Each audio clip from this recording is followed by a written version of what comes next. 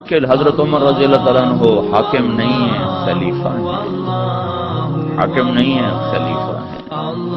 خلیفہ اور حاکم میں کیا فرق ہوتا ہے؟ خلیفہ حکم پر حکومت قربان کر دیتا ہے۔ حاکم کون ہوتا ہے؟ جو حکومت پر حکم کو قربان کر دیتا ہے۔ وہ کہتے ہیں میری حکومت نہ جائے، شریعت جاتی ہے تو جائے۔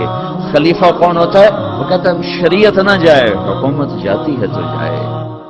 وہ حکومت کی پرواہ نہیں کرتا، وہ خلیفہ تھے۔ خلیفہ 22 لاکھ مربع میل میں اسلام پھیلانے والا شخص، جو اللہ سے مانگا گیا یا اللہ عمر دے دے مجھے، یا اللہ مجھے عمر دے دیے گئے۔ بدھ کو دعا مانگی، جمعرات کو عمر اسلام میں آ گئے۔ بدھ جمعرات کی درمیانی رات حضرت ابوبکر کی پٹائی ہوئی، شام کو بڑی شدید مرنے کے قریب ہو گئے، اٹھا کے لائے گئے۔ آپ نے دیکھا تو آپ کا رو رو کے برا حال ہو گیا۔ تو اس وقت آپ نے دعا کی، اللہ اسلام کو عزت ہے ان دو میں سے ایک، عمر یا عمر۔ ایک ابو جہل کا نام عمر بن ہشام ہے، ان کا نام عمر بن خطاب ہے، لیکن آپ نے فرمایا میرا جی چاہتا ہے کہ عمر بن خطاب ہو۔ رات کو دعا مانگی، جمعرات کی صبح کو عمر بن خطاب قتل کا ارادہ کر کے اور ایمان سب منور ہوئے، مشرف ہوئے۔ اور جب یہ ایمان لائے تو جبریل اتر آئے کہ یا رسول اللہ آپ کو خوشی ہو رہی عمر کے اسلام کی؟ آپ نے کہا بڑی، کہ آسمان کے فرشتے بھی خوش ہو گئے، آسمان کے فرشتے بھی خوش ہو گئے۔ 10 برس حکومت کی۔ 10 سال کے بعد عبداللہ بن عمر بیٹے نے خواب دیکھا کہ پسینہ ایسے پہنچ رہے ہیں، یوں پسینہ پہنچ رہے ہیں۔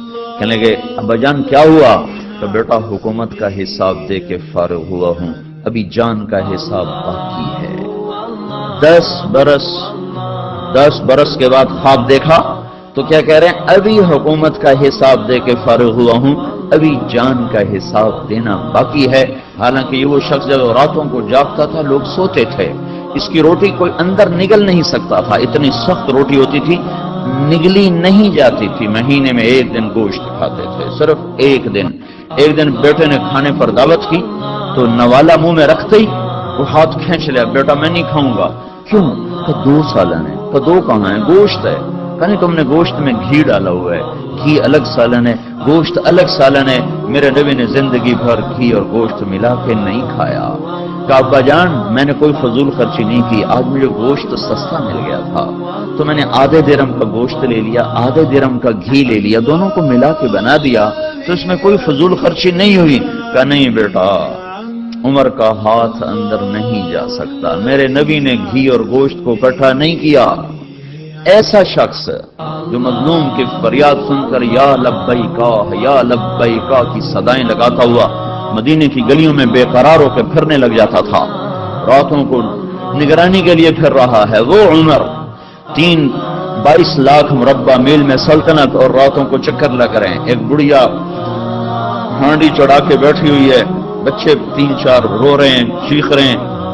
اماں کیا بات ہے، یہ بچے کیوں رو رہے ہیں؟ کہ کھانا کچھ نہیں، بھوک سے رو رہے ہیں۔ یہ کیا ہے؟ کہ یہ تو تسلی کے لیے ہے، پانی اوپر چڑھایا ہوا، اندر کچھ نہیں ہے۔ میرا اور عمر کا اللہ کے ہاں حساب ہوگا۔ تو عمر کی آنکھوں میں آنسو آ، عمر کو تیرے حال کی کیا خبر؟ کہ تو ہمارا حاکم کیوں بنتا ہے اگر ہمارے حال کی خبر نہیں لیتا؟ یہ حکومت کر کے خوش ہوتے ہیں میں وزیر بن گیا، پاگل دنیا مبارک دیتی ہے، مبارک ہو جناب آپ وزیر بن گئے۔